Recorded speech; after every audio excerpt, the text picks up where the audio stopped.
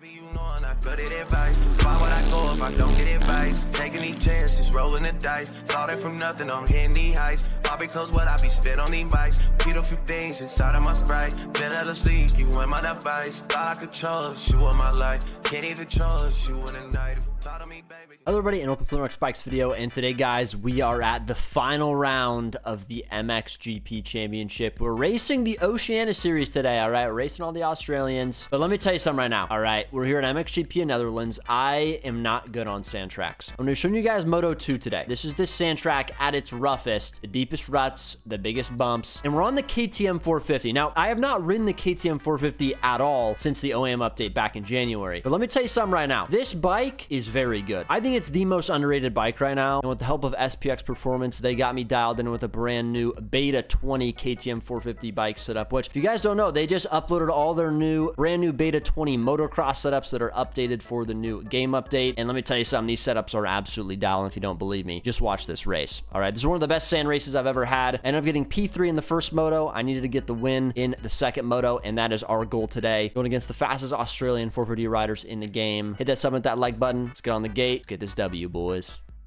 All right, boys, so we're on the gate here. We actually got a pretty good gate. Like, I feel like I had a pretty good chance at the whole shot, maybe. Listen, my starts have not been amazing, but usually on sand tracks, for whatever reason, I get good starts. We needed that here. Obviously, we really need to win this moto if we want to get the overall, so let's see what we can do here, boys.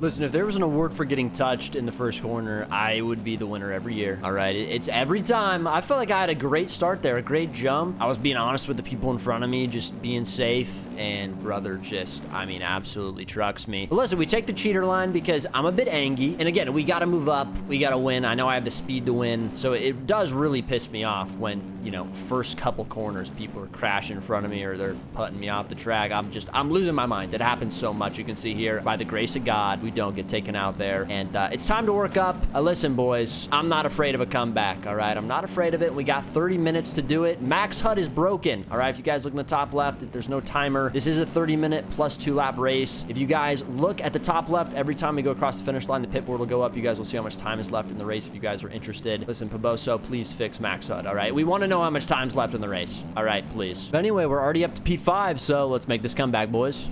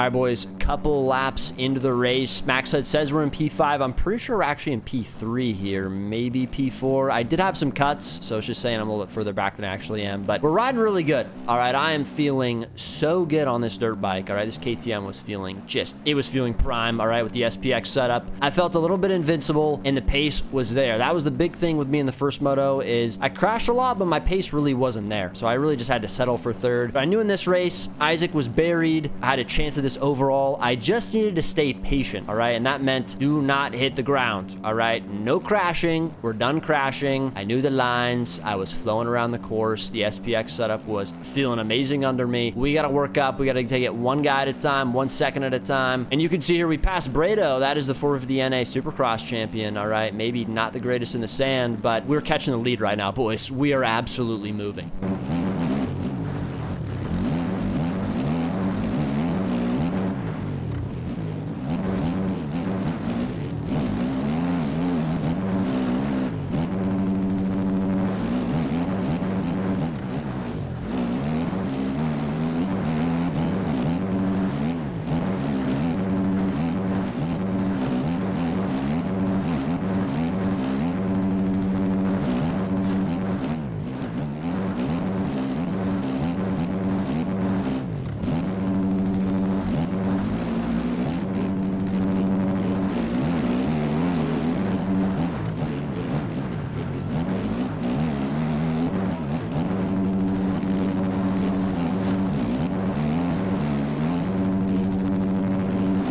Made a mistake there, and we end up going from P2 to P4 very, very quickly, but you can see Brado makes a mistake, and I get this weird launch off of him there. Terrible angle for the corner, so I said, you know what? I'm just going to take the cuts. I don't even care at this point. So we're sitting in P3. We're in a good spot. Polar was probably the fastest guy on the track, all right? He's the guy in front of me in P2, and I think he was the fastest in qualifying. He was the fastest in Moto 1. The thing with Polar is he is not consistent, all right? He crashes a lot, so I was pretty confident I was probably going to get him within the next couple laps, but the guy out front, he was riding pretty damn good, all right? With a 10-second gap, he had a bit of a cushion, and I didn't know how consistent he was going to be. So this is a very important point in the race here. I just had to keep locking in, not hit the ground. Brado, he almost crashed me there, all right? Those are the moments, all right? Someone makes a mistake in front of you, it can put you down. You got to just find a way to avoid it, and we've done that so far, so let's keep it going, boys.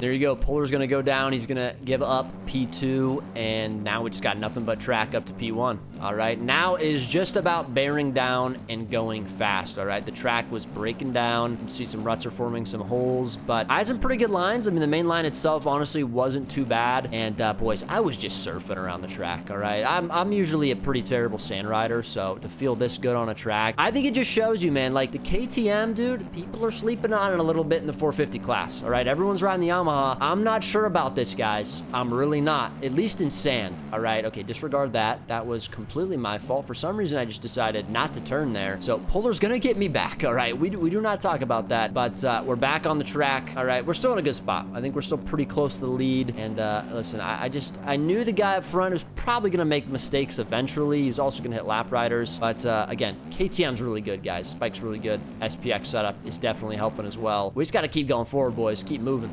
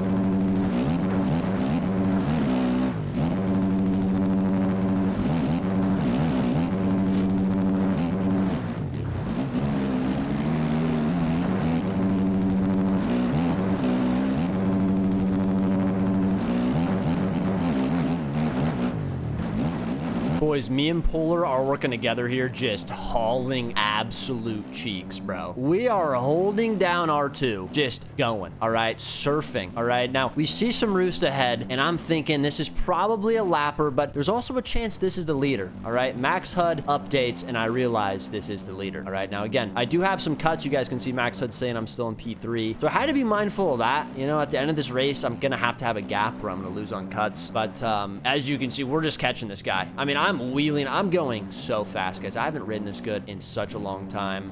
The main thing with me is I had to stay consistent, all right? And that's what I was telling myself. Like, the pace is good and all, right? It's cool. You're the fast guy on the track. That's good. But it doesn't really matter if you're hitting the ground. So I needed to stay up. Obviously, track, you know, it was just going to keep getting more beat down. So I had to stay smart. And you can see, I think Posty was looking back here. I think he knew it was about to happen, all right? He knew the Jan was in the vicinity, and the Jan's not going to give up. So let's get her done, boys.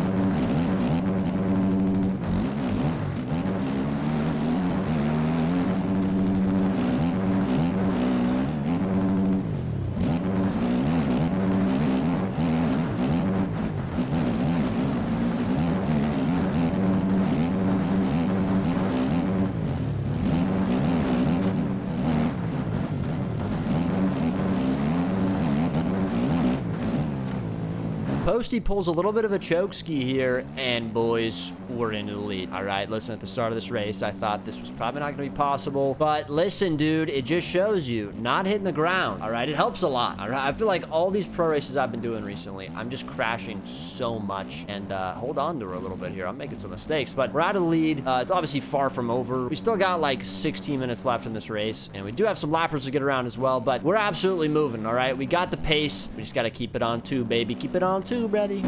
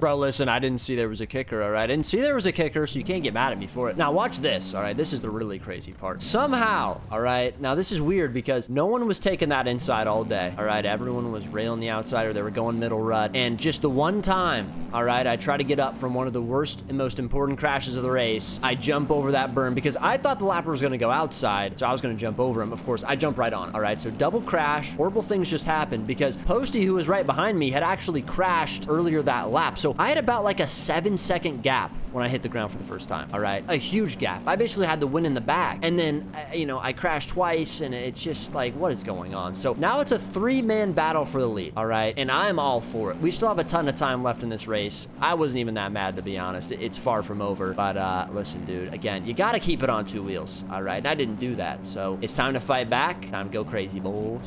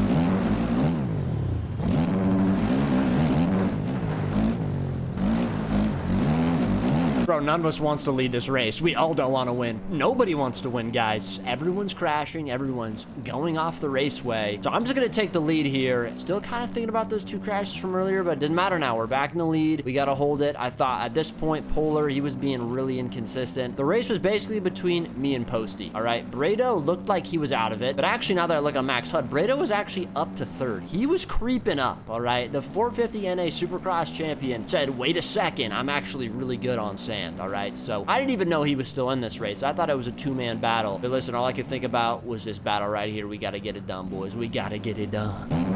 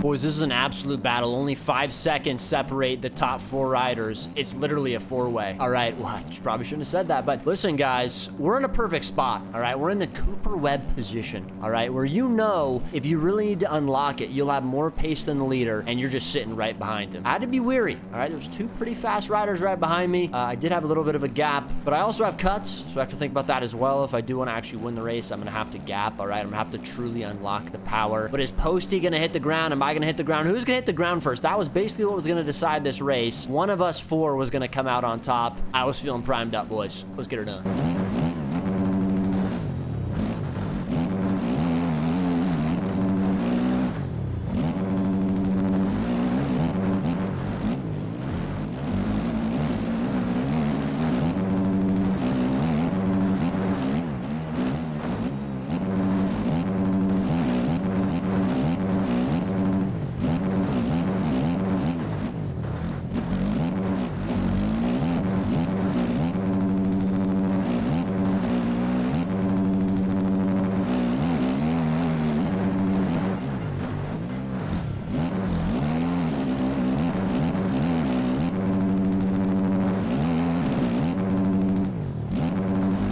All right, boys, we got 8 minutes left. We're back in the lead. Literally, the only thing that can stop me here is myself, all right? I mean, we just got to get going. And, I mean, listen, at this point, I've just choked away. What is this, like the 2nd time I choked the lead? The 3rd time? I don't even know. I let Brado, I think, and Posty get around me. Listen, what do you even say at this point? I mean, I am the king at just getting the lead and just giving it right back, all right? They were doing it, too. I wasn't the only one, but I was a little bit frustrated, but the race is far from over. We still have 8 minutes. minutes. They're right in front of me. So I went back to that mindset of stay on 2 wheels. All right, don't hit the ground. If you hold this pace, your chance of winning are pretty high. I was riding a great pace, and then Yami goes down. I thought that if I faded to the outside, I could avoid him. This was just on me. It was just so stupid. I should have never ran into him. I get stuck on the berm. I go down. That's how I lose the race. I mean, listen, it was a great race while it lasted, but my goodness, am I an absolute idiot. Idiot, some would say. But as far as the overall is concerned, we do end up getting P3. So we go 3-3 on the day, and Isaac had a pretty horrible race. All right, I'm pretty sure he got like 7th or something like that. So that basically kind of took him out of the overall. And when it's all said and done, there was a 4-way tie in points. All right, I ended up getting 2nd overall in that 4-way tie. So it was actually a really good race. Like, I had a lot of fun. I had the fastest lap of the race, which was cool. You can see my analysis. Really just 2 laps. All right, lap 9, and obviously lap 13 was the one where I ran into the Yami. All right, it happens. All right, but listen, the KTM, it's an amazing bike, and huge shout out to SPX, because